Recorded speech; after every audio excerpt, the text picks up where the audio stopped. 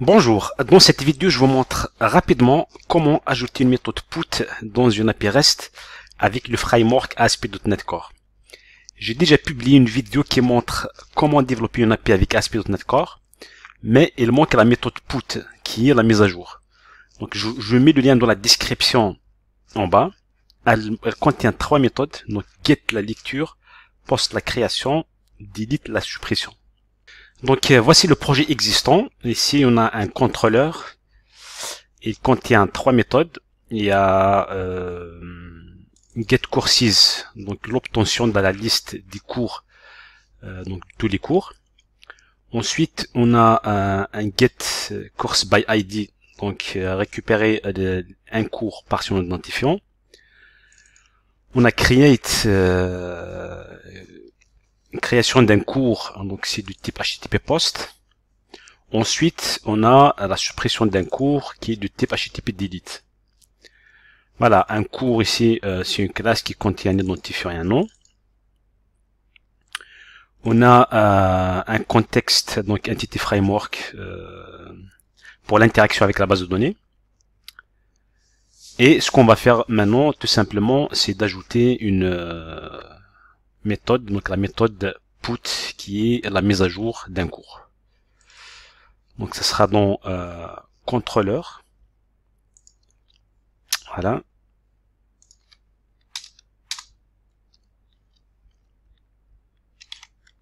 Donc c'est une méthode de type HTTP put.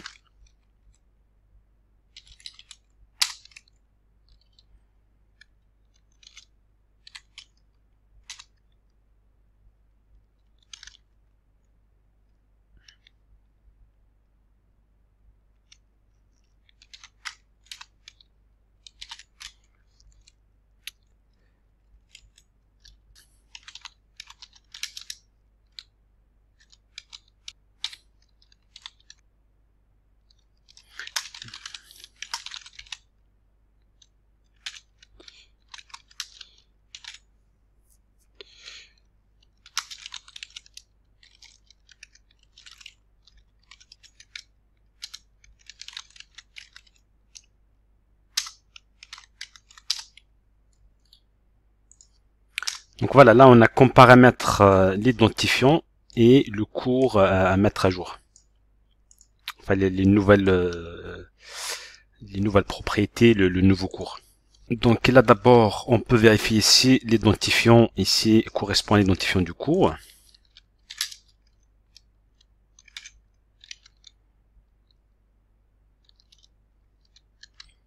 Ou bien s'il ne correspond pas, on retourne un message d'erreur tout simplement.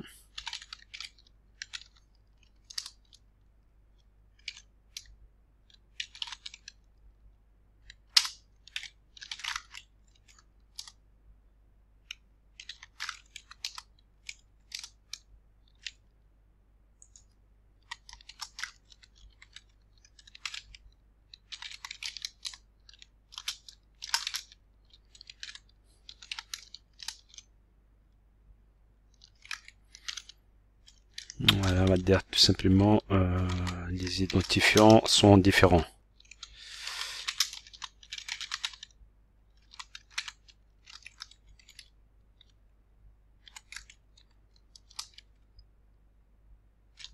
Puis donc, si on récupère le cours à mettre à jour pour vérifier déjà s'il existe dans la base de données.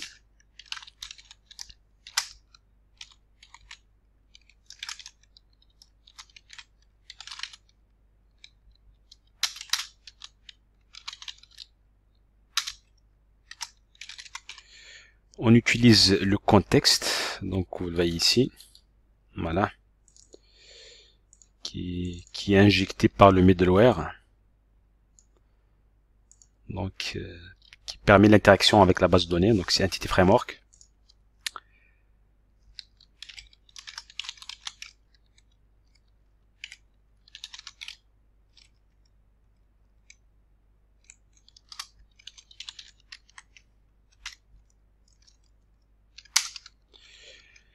Ensuite, on vérifie si le cours à mettre à jour existe bien dans la base de données.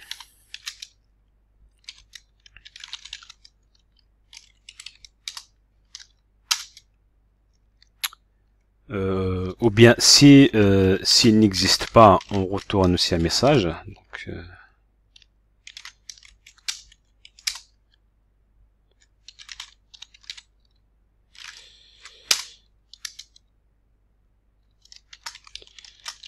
comme quoi il n'a pas été retrouvé.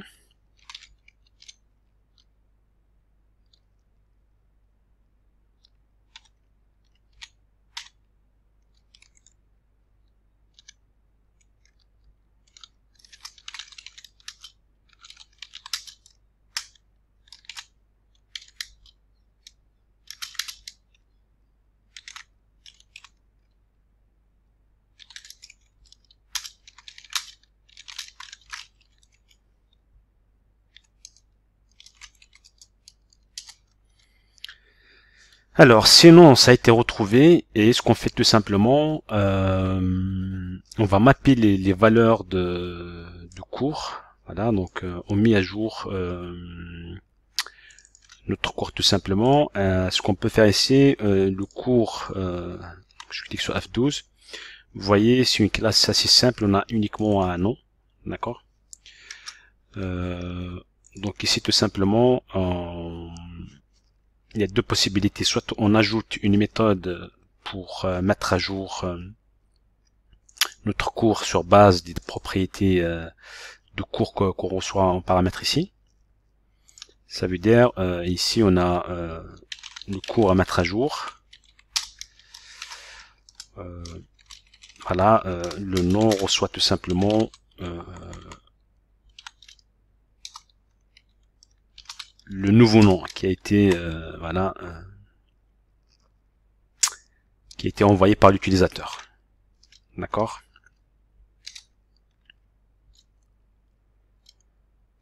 Et puis tout simplement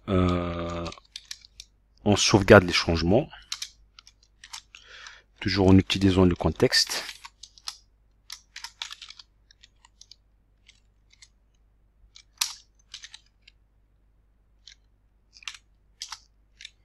Et voilà, il n'y a rien à retourner à l'utilisateur. Donc voilà.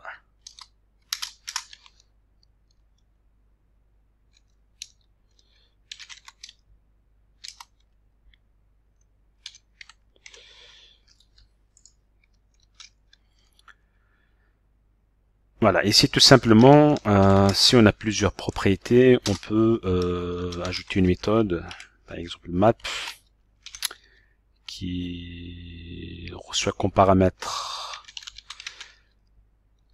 les nouvelles valeurs, enfin le nouveau cours, et le cours à mettre à jour.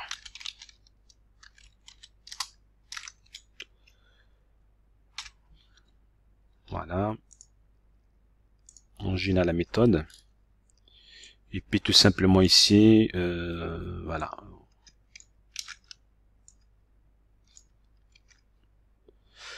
On assigne les différentes propriétés, voilà, on met à jour les propriétés, voilà, si on a plusieurs, voilà, c'est plus lisible. Alors, on exécute.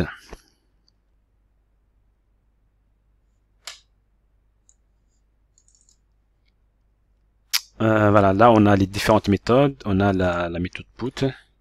Donc on va faire un test avec Postman. Vous voyez ici, donc j'ai déjà une collection avec des requêtes. Donc get courses, donc récupération de tous les cours, récupération d'un cours sur base de son identifiant, récupération, création d'un cours, donc méthode post, et puis suppression d'un cours, méthode delete. Là, on ajoute une nouvelle requête. L'appeler donc de mise à jour update course.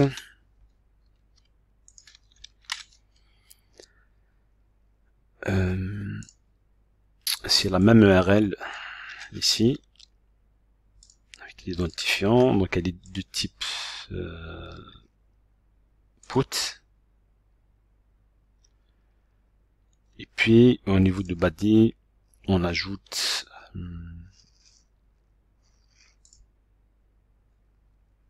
un row body, voilà, donc de type JSON.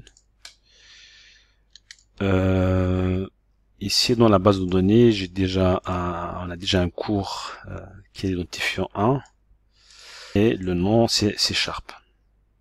Ce qu'on va faire tout simplement, avec put on le met à jour. Voilà, on change le nom. Ce sera SQL par exemple. C'est toujours le même identifiant. Voilà, 1. Je vous montre dans la base de données. J'ai la base de données donc s'appelle School API qui contient des cours.